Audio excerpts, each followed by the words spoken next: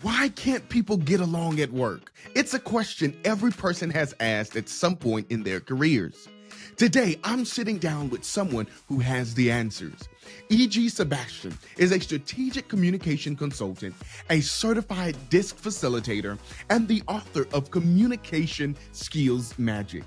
He's inspired over 500 audiences worldwide, helping leaders and teams communicate better, work together, and actually get results that they need. In today's episode, we're breaking down DISC, D-I-S-C. What is it, why it matters, and how it can actually transform the way we connect at work. See you then.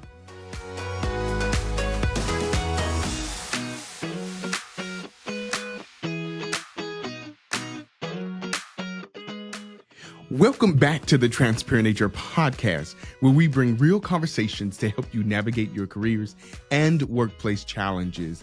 It's your host, Prince Tate, and I want to personally thank you for listening to the podcast. Also, I want to give someone a shout out if you are listening to the podcast. What I want you to do is go to my YouTube channel, the Transparent HR podcast, and leave a comment. And at the next episode, I will mention you. So if you want to get a shout out on the podcast, this is your opportunity. And also, while you're on there, don't forget to hit that subscribe button, share this episode with a friend who could benefit from us, and leave us a review. Your support continues to help us to bring real insights that help you succeed in your career as well as within your workplace. I'm super excited for today's episode. You heard the intro. We have a very dynamic speaker with us, not just a speaker, but he's a guest and have become my buddy on LinkedIn.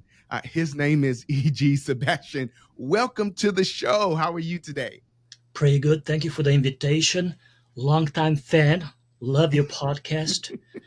If this is your first time here, make sure to listen to the other episodes also.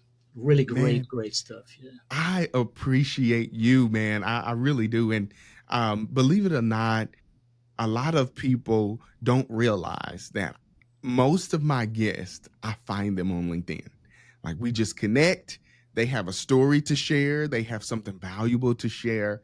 And bam, they're on my podcast. So thank you for connecting with me. Hey, but let's get into the episode. But before we do that, let me slow down a little bit. Where are you from? Yes. People sometimes can't hear what I'm saying because they're wondering about the accent. I'm Hungarian. And then the other question people ask is, what do I call you?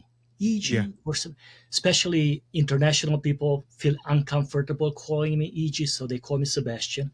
Lots of people call me Sebastian. My friends call me E.G.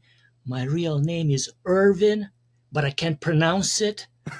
So people call me Herbie, Kermit, Eric.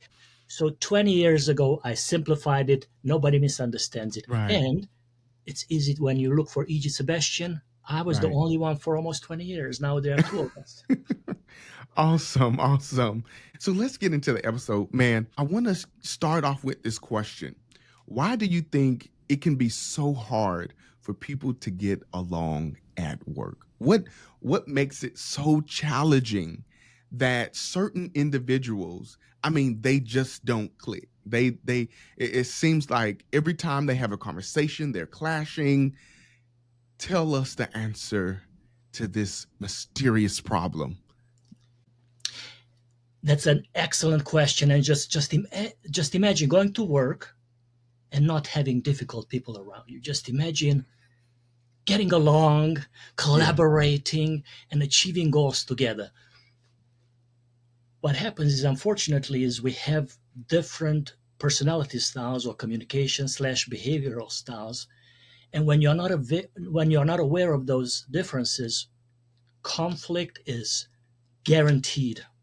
You just won't understand why instantly some of your coworkers, and unfortunately some of your family members, and this can be your child or spouse or parent, you just constantly butt heads because you don't understand. In my workshops, I often start with saying, like, How many of you believe it's great to live in a diverse world where everybody behaves, thinks differently? All hands go up. And then how many of you would like to live in a world where everybody behaves the same way, thinks the same way? No hand goes up. Then I put my Mhm. hands on my hips and I say, you guys, you're a bunch of hypocrites. Because on one hand, you say you want diversity, diverse behaviors, diverse thinking. Right. But then when somebody thinks differently, behaves differently, you think they are difficult, jackass, all Oh, kind of wow. labels, right? So when you learn about these differences, about 70 to 80%, perhaps for some people more, of your stress and difficult people just disappear in the workplace. So it's an amazing model, and that absolutely changed my life, made me a better parent, a better husband, and um, and also a better manager. Man, I love how you asked them that question because I was actually driving in my car. I always have random thoughts, right? Whether I'm leaving work, going to work, or going anywhere. And I was thinking, diversity, right? We talk about, oh, we want diversity, right? But then people don't realize that when you have diversified teams and organizations, you have a lot of people who think differently, who act differently. And in turn, it does make it more challenging to get work done because you have to spend a longer time, I would like to say, in some cases, debating with people, right? Why we should do this, why we shouldn't do this.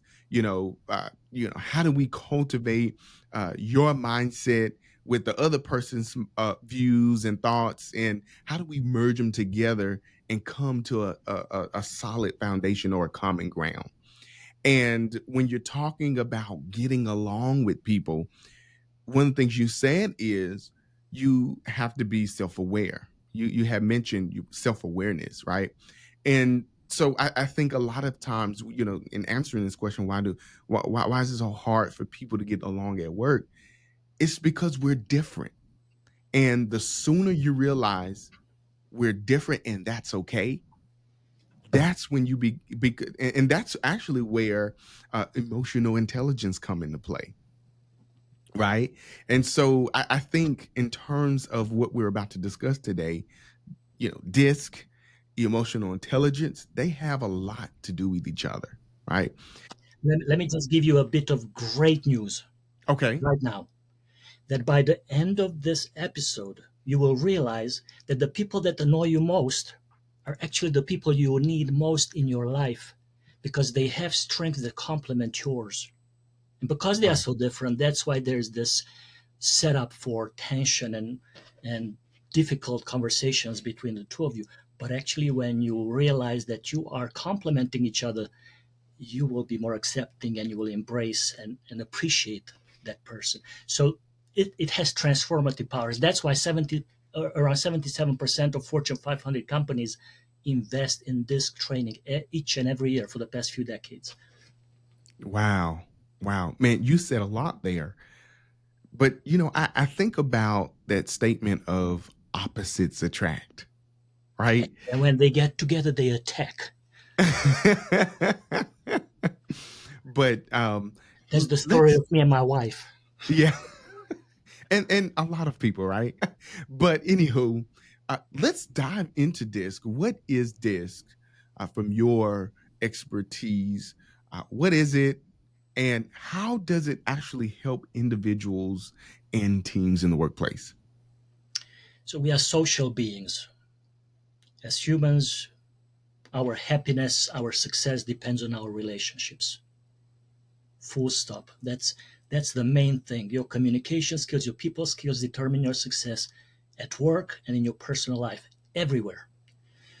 Yet, most of us never invest in developing these skills. So DISC is a simple tool. I would say it's the simplest tool on the market that helps you, like in the Matrix. Those of you who watch the Matrix, when Neo starts seeing everything in code and the agents are shooting at him, he doesn't even have to dodge bullets anymore because he sees the code. He can just modify the code and You can just grab the bullet and just throw it away.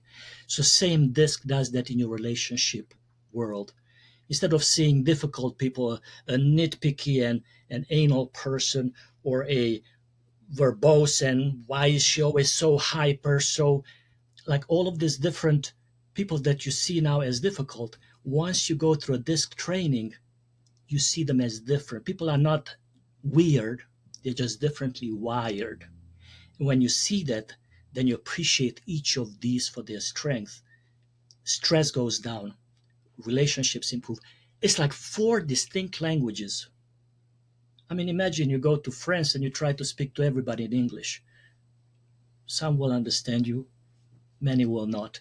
Same in relationships. If I try to talk, before I knew my wife's style, we had conflict all the time. Luckily, I went through this 21 years ago, transformed our marriage. Wow. So it's a very powerful tool. So it's not just used in the workplace. Absolutely not. You In you can fact, use this. I started up as a relationship coach, but it's very hard to get coaching clients. So I sold my soul and started doing corporate training, and I felt really bad. And then when I did my first training, I realized, oh my God, how silly I am. These are people. They will take these concepts home. And I do mostly full day workshops, so I share personal stories as well. So all of those concepts that I share, go home with them, and they will be better spouses, better parents, better in all their relationships. Just better individuals, right? Absolutely. Better human beings. So Yeah. so I have this question. So why DISC? There's a lot of other personality assessment tools. People mention Myers-Briggs.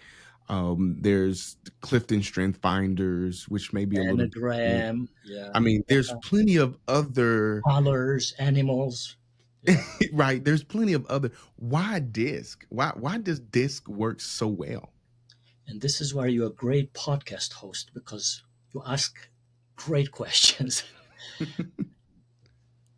I'm an assessment addict. Assessments. I took all of the assessments on the planet that I came across. Anagram, Myers-Briggs, all of them. And I found value in each of them.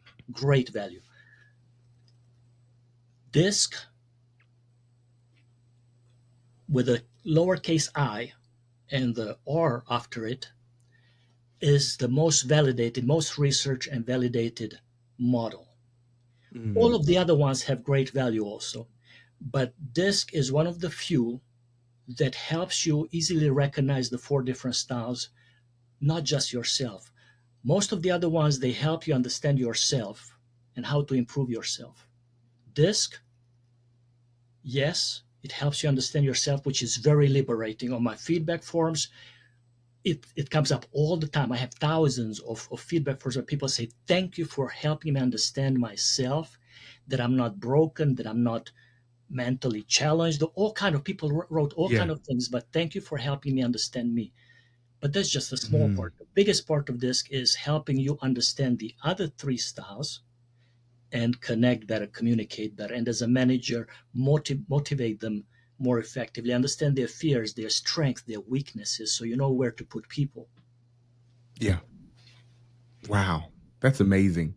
It just doesn't help you understand you and your personality, but it helps you to really connect with the other styles. It's a key to your relationships. It's cracking the code to human connection. Wow. That is really dynamic right there. Say that again. It is the key to your relationships, or cracking the code to human connection. Wow. That is so deep. That is so deep. But you know what? Let's dive even deeper. So, what are the four different styles, the D, the I, the S, and of course the C? What are they? And what are some common strengths and challenges of each? Before I tell you about the four styles, first I'll give you the key. Okay. So you easily recognize the four styles. Even if you don't know anything about them, you can easily recognize them. And then we will give you a link where you can get the cheat sheets. Okay. on the tendencies of each style. I have 15 of these. Oh, wow. And then this one is the general tendencies of each. Like their main focus, what are driven by, they can come across as, under pressure, how they behave, everything about them. So very simple. And this is the power of DISC, the simplicity of it. There are only two criteria that you have to remember. Okay. People are either fast-paced or moderate-paced. Easily observable. When you meet somebody and you talk to them, some people talk really fast and some people talk really slowly, and maybe they smile, but yeah,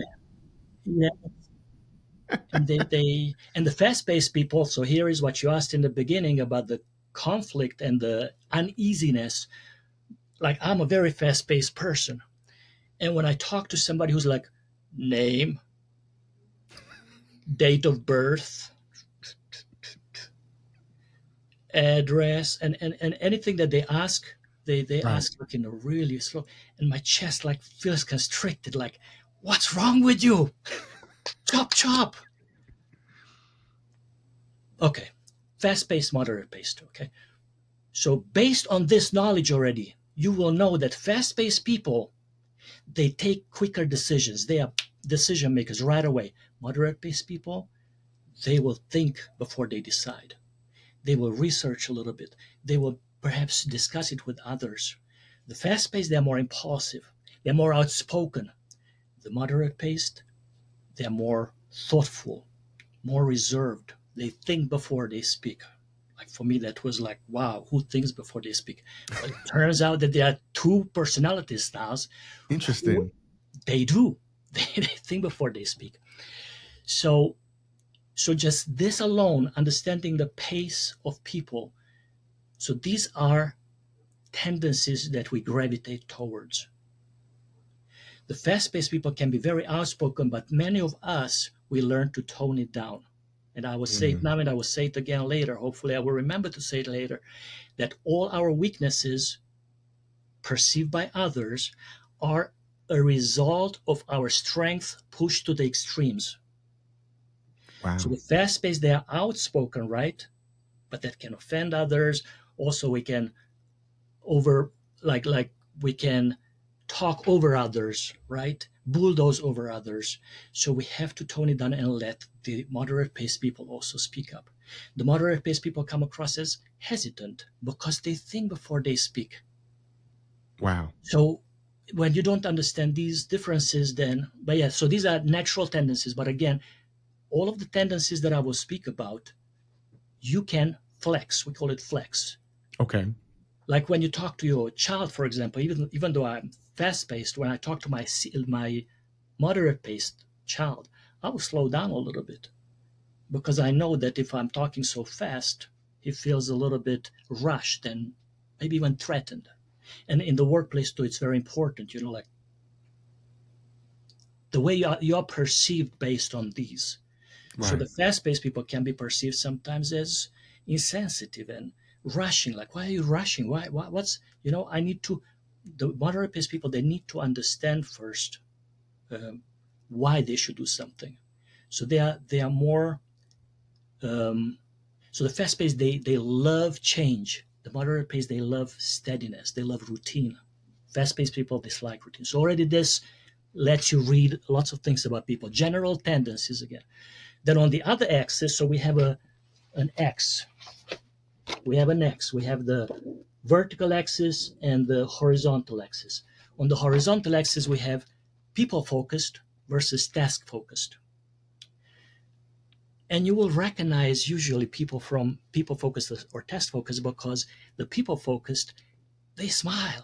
As soon as you approach them, they smile. I stand in line in a store and somebody just turns around and right away we're connecting, and we tend to connect with people who are more like us, of course. Right. Yeah, let's say my wife gets there a little later and I'm in a big discussion with this guy and my wife is like, oh, you it's your friend? Like, I'm like, no, we just met. But somebody watching from outside, they think we've known each other forever. Now, this is not for every style. This is for I will get to the influence style, the more people-oriented and fast-paced. We are very Right. open, very friendly. But yeah, so people-oriented people, they're more emotional. They are more friendly. They tend to be more accepting. And so just generally, they are more open. And the task-oriented people, on the other hand, they are more cautious. Mm-hmm. They are more they love processes. They love to work on tasks, numbers, concepts, clear goals. The people-oriented people, they are more collaborative. They love to work with people. The task-oriented people, they do well on their own. They often prefer working on their own, or if in a team, then work on some specific task-oriented um, uh, tasks. But that's why when you know this, you won't put in customer service the task-oriented people. And again, we can flex. Right. Right. And you won't have the people-oriented people work on details like Excel sheets and all kind of tasks that require great detail, great attention, analytical thinking. So when you understand these two axes, that's already when you uh, see some really clear behavioral tendencies. And Right. when you Right. recognize somebody, so here we go into the four styles. When you recognize that somebody is fast-paced and task-oriented, then you know that that's a dominant style. They love to take charge. They are outspoken. They are blunt. They come across as Mm-hmm. blunt because their goal is to get things done. So they don't spend too much time on chit chat, right? They dislike that. And again, when you learn about this, you learn how to approach them, how to talk to them. I recently visited a Coca-Cola bottling plant, and each door they had a plaque that said, "I'm a dominant style. When you come in, stick to the bottom line. Don't waste my time with chit chat." So it gives for every style on the door. It says how to talk. Like the S style. When you come in, please smile, slow down a little, and so it gives all these. So it's powerful when it's applied on the job in multiple ways. Yeah. So let me ask you this, Right. because I want our listeners to kind of picture themselves into which category they're in, right? So just really briefly, as you dive into them, again, what are the four styles? So the fourth style, yeah, the dominance, influence, steadiness, and conscientiousness. Okay. And the beauty of attending a live event is we break up people.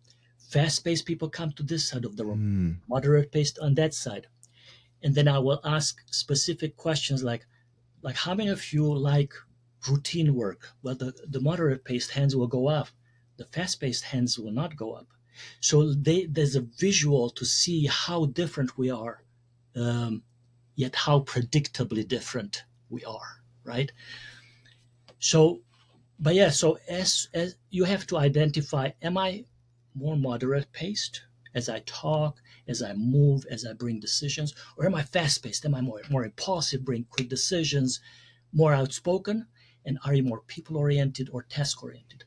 So if you are people oriented and fast paced, then you're an influence style.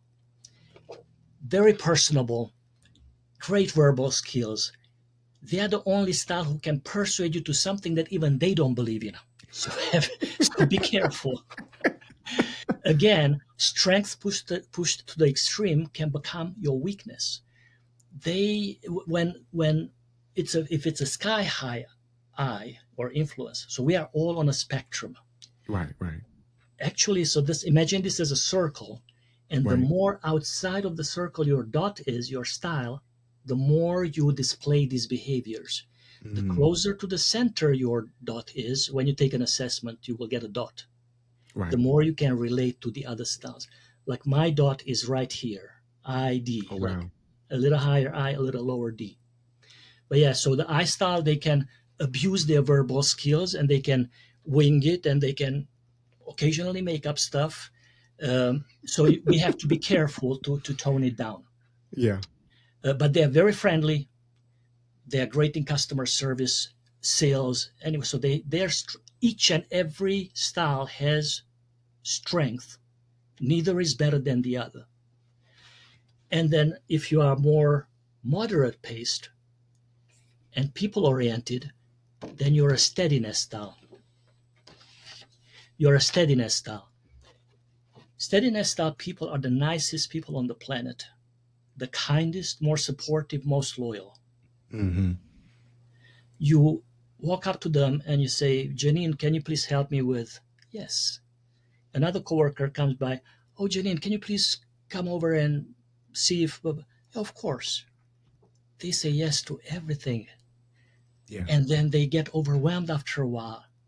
So in my book, I spend a whole chapter on how to say no because it's crucial for both Yeah. the I. Yeah. So these two, they get along because both are fast-paced, both are The outspoken. D and the I. They all have, the D and I, because they have things in common. The I and the S, they have things in common. So they are both very supportive and emotion-based, very people-oriented. So you have to understand all of these commonalities. And then the opposing will be the one where the conflict will be, but we'll get that in a second. Oh, So the S interesting. style, Okay. you have to understand that they tend to help everybody. So be mindful of that and don't overwhelm them with too many requests, and express your appreciation for them, because they are the most loyal. When they get a job, often they stay in the Yeah. job for 20, 30 years, right? Also, they are naturally the best listeners. The D and the I, they are the worst listeners. We're great at just spewing out words, but we suck at listening. So when you understand this, then you learn to slow down and listen. The S is the best listener. And then if you are moderate paced and task oriented, then you're a conscientiousness style. Conscientiousness style individuals are analytical, detail oriented, and they really love to work with concepts, numbers. Now, often because they are so detail oriented and more task oriented, they can come across as a little cold, right? And these are just general tendencies. I met many C-star people, and this is America. So in America, you are taught to smile, yet Right. many Right. C-star people will not. And Interesting. I and the S, when somebody talked to you like straight and just asked you very pointed questions, especially if they asked you like these analytical questions, like you don't even understand the question, like what is the quotient of the whatever, and then they expect you to, you get like a little pressure in there and scared. But I met many C style who are very personable, and they smile. I have a friend who I meet regularly. She's a sky high C. Yeah, she's so kind and personable, and she said it's a learned skill. Actually, she's also a disc trainer, it turns out. Not certified, but she put on disc training in the past. She said Okay. because she learned about disc, she learned to get out of that shell and be more smiling and more personable and listen to people's stories and laugh when somebody makes a joke. Because C-stars, sometimes they will not laugh at your jokes. They're like, why are you wasting my time? So yeah, because the adjacent styles, they have lots of things in common. They get along. But the opposing styles, just think about it. If somebody is fast-paced and task-oriented, and if somebody is moderate-paced and people-oriented, they have zero things in common. So the D and the S, they typically have conflict. It's an instant setup for conflict. So Wow. especially if your dot on your assessment is close to the edge, it's really hard for those people to work together if they don't understand these concepts. When they Wow. understand these concepts, then they know that the dominant style, they can take quick decisions and do things that the S style cannot. And the dominant style knows that the S style can do things that they are not good at. at caring, at being empathetic, doing better customer service, uh, doing routine work. The dominant style hates routine work. So, and then the I and the C, Okay. again, it's an instant setup because the C is very analytical, very detail oriented. Uh, the I style is very people oriented, emotion focused, nothing Wow. in common. So again, it's an instant setup for tension and conflict. But when you understand these, like I'm a sky high, a little bit lower D, I need the C people in my life. And before I Right. knew this, I was trying to avoid them.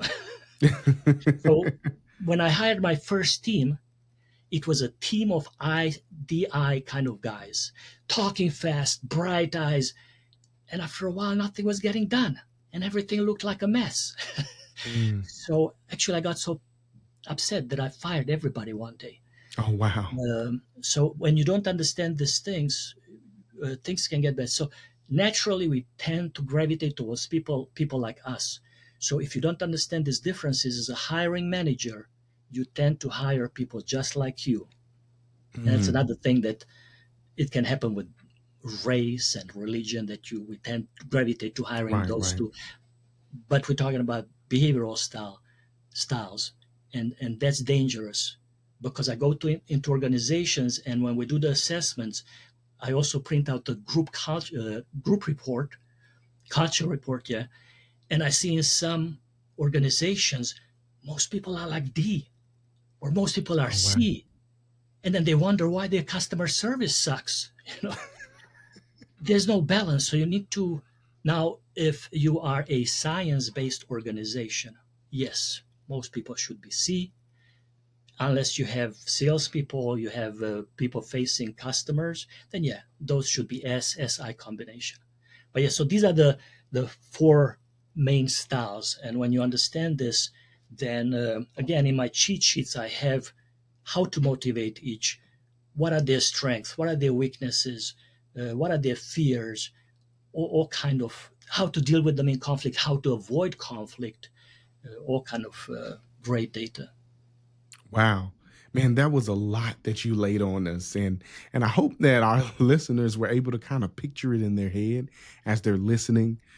If you're on YouTube, you can see the actual video. But if you're just listening to the podcast, I hope that you can kind of picture yourself. Am I a D? Am I an I? Am I an S or a C? And I'm gonna tell you this, man. I'm an I. Right. I took this assessment a few years ago, and I'll be interested to see, if I take it again, where it will put me. Would it put me higher I, or But nevertheless, just being aware, number one, of where you are, which one your style is, it's really important. It's all about self-awareness, and it's all about understanding you first so that you can then understand how other people behave and how other people react, how they communicate. And what it does is it really builds people, bring them together, right? So talk about a team building exercise, right? This is, I believe, the ultimate, especially when you do the training, right? This is the ultimate team building exercise, at least in my eyes. If you really, really want people to come together, to learn each other and build the team, DISC assessments is where it's at. And in the training, yeah. So first I break them up based on pace and focus, people versus task, and then fast-paced, task oriented on one side, fast-paced people. So I break them up in four groups, right? There are these sticky charts on the wall, and they put up their strength, Okay. and then they switch. They go around and they put dots to what they perceive as weaknesses. So what you think are your strengths, you will be shocked to see that some of the other personal or behavioral styles they perceive as weaknesses, and they're like, what? But that's what you need to understand, that as a dominant style, for example, you can be perceived as blunt and like a bulldozer. You bulldoze over people. So you need to tone it down a little bit and be a little bit more mindful on how you talk to people, because you can come across as inconsiderate because you're so focused on results. That's their main focus. Wow. And that's great, because in emergencies you don't want them to hesitate. Anything when it happens, any emergency, the D style right away will take charge and they will make things happen. The I style tend to joke too much, to talk too much, and you can come across as unserious and unreliable a little bit, right? Not unreliable, but like unserious, like too talkative, right? Right. By the way, I am 98% convinced that you're an IS combination, because you are very kind and a little bit moderate pace than a high I. So yeah. But yeah, so the pure I, by the way,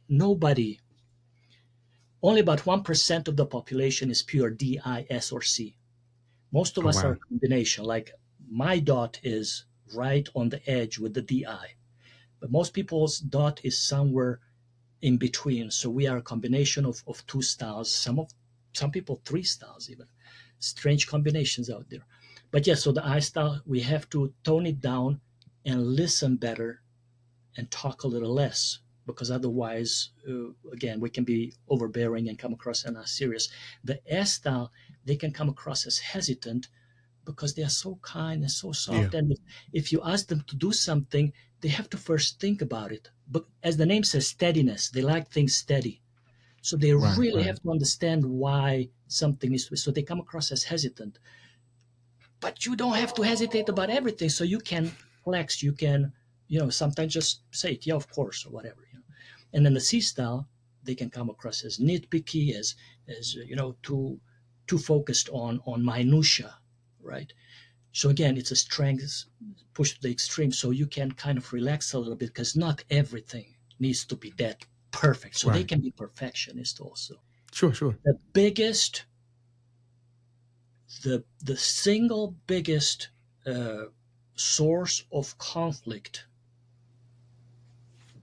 is our expectations. Because we expect everybody to behave like we do and think like we do. And when somebody is different, they're like, what? No, that's not how it is. Calm down, dude. Yeah. Just discuss it. Don't need to lose and I was actually going to ask, and you're actually answering the question. I was going to ask, for people who have conflict, how do they really, or for people whose their styles clash, how can leaders and employees actually navigate that and come together to find a resolution? So when I understand that a snail cannot jump over a fence like a gazelle, if I'm the gazelle, I will appreciate the snail for what the snail can do, right? Maybe that was a bad comparison. but when you understand the differences, then you understand why the other person is doing what is doing instead of getting frustrated with it. That's why organizations do this training not just once, but they do a 6 month or 1 year, and they repeat it every year. They repeat it each and every year, and we approach it from different angles. So we have DISC workplace, DISC management, DISC leadership, EQ, emotional intelligence, and if you have sales thing, we have sales also. But we also have conflict management, dealing with difficult people. I do workplace bullying as well. I co-authored the book on that as well. But yeah, it is the expectations that is the mother of all misunderstanding. You cannot expect the S to behave like a D, like the D's would expect it, and S would expect the D to, just smile and be kind. No, just understand that that's how they are wired. That's and how it's they're wired. normal. And this is how they are. So each of them, it's when you understand that it's normal, then that pressure goes down, the expectation disappears. So let me ask you this. As we end the episode, what is one practical way listeners can apply DISC in their own workplace right away, even if they haven't received any training? When you go to work tomorrow, or if you're listening to this at work, As you meet your coworkers, observe. Are they more moderate paced? Are they more Mm, fast paced? Are they more task oriented? Are they more people oriented? Dale Carnegie said it 100 years ago. I could be wrong. I don't know when he was around. To mirror people's behaviors. If somebody smiles when they talk to you, please smile. Because those of us who are people oriented, we feel a little bit pressure when you talk to us, like especially the D style, like boom, boom, boom, just throwing out words, right? So mirror the pace and the facial expression. You don't have to like when they raise their hands, you raise your hand. So don't need to go. But just as far as pace and and facial expressions go. And yeah, for us, the I and S styles, it's a little difficult not to smile and be too kind. But when you speak to the C and D style, it is better if you just, hey, just adapt their facial expression. So yeah, you learn a little self-control, as you said, a little emotional intelligence, self-awareness. And if you want to have good relationships at work, if you're a salesperson, if you want to sell more, then you adapt, you flex. Same at mm. home. It's all Adapt. about Yes. adaptability, right? Yes. It's all about it. And you know what? It's actually about not being self-centered, right? And when you have that self-awareness, it helps you to really uh, become flexible and being able to understand people even a little bit better, right? So, What blows my mind is that most people know that their communication skills is excellent, but everybody else doesn't know how to communicate properly. right, right. Then hold on, what? So no, when you understand these differences, then you lower your expectations, then you will be fine. You will do great. Yeah, yeah. Well, Sebastian, thank you so much. This has been a really great conversation. I hope we can continue this conversation, but I want to ask for people that are listening, how can they take an assessment to figure out uh, where they are on the scale, as well as how can people connect to you and your work, or even book you for a consultation, maybe to get you at their workplace? You can send me an email to eg@egsebastian.com. You can also look me up at communicationsskillsmagic.com. That's the my book, Communication Skills Magic. Uh, Also at egsebastian.com. I would love to connect with all of you listening on LinkedIn. That's just LinkedIn/IN EG Sebastian. Easy to find me. And also, I don't know if you will have it in the show notes. I will give a PDF copy of my book to everybody who wishes. You Oh, can also get it from communicationskillsmagic.com. awesome, awesome. Well, you guys, make sure you look in the link description so you can get this resource today. I hope today's episode gave you some fresh insights into why people act the way they do at work and how this can actually help us bridge those differences. Remember, it's not about putting people in a box. It's about understanding yourself and others so you can work better together. Think about your team. Can you spot the D's, the I's, the S's, and even the C's? And where do you see yourself? Once you start paying attention, you'll realize you'll be amazed at how much easier it is to connect, to communicate, and as well as to collaborate. E.G. Sebastian, thank you so much again for sharing your wisdom, your knowledge, practical tips with us today. And to you listening, if you found value in today's episode, share this with a colleague or a friend or someone who can use a little more harmony at work. It's Prince Tate, and until next time, keep navigating your career with clarity and with confidence. Thank you. Thank you.